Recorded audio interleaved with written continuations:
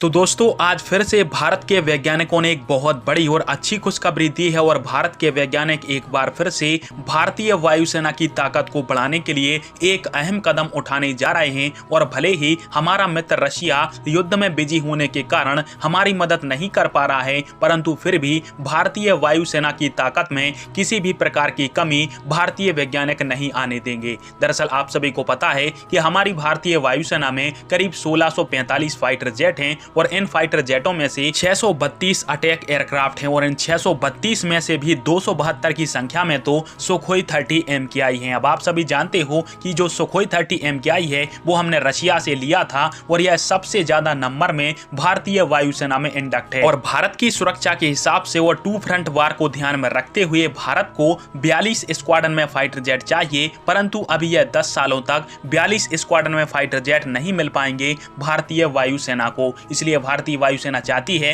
कि अभी जो फिलहाल में भारत के पास फाइटर जेट उपलब्ध है उसी को और ज्यादा अपग्रेड करके एक एडवांस फाइटर जेट बनाया जाए। और इसके लिए हमने सुखोई 30 MKI को चुना, जिसको हम 4 जनरेशन से अपग्रेड करके 4.5 जनरेशन का सुपर सुखोई फाइटर जेट बनाएंगे। पर आप सभी को भी पता है कि सुपर सुखोई प्रोग्राम में जब तक रशिया भारत की मदद नहीं करेगा यह प्रोग्राम कभी भी सच साबित नहीं हो पाएगा। परंतु इसी बीच भारत के वैज्ञानिकों ने इसका जो पूरा भार है वो अपने कंधों पर लेते हुए भारतीय वायुसेना से कहा है कि हम सुपर सुखोई प्रोग्राम के तहत आपको एक एडवांस फाइटर जेट देने के लिए बिल्कुल तैयार हैं। और यह जो सुपर सुखोई प्रोग्राम है वो अब हम देख लेंगे, आपको टेंशन लेने की जरूरत नहीं है। पहले बैच में हम 84 Sukhoi 30 MKI made in India parts के माध्यम से सुपर सुखोई में तब्दील कर देंगे और इसमें किसी भी प्रकार के रूसी पार्ट्स का उपयोग हमारे द्वारा नहीं किया जाएगा। फिलहाल में सुखोई 30 MKI का जो इंजन है उसके लिए AL-41 नाम का इंजन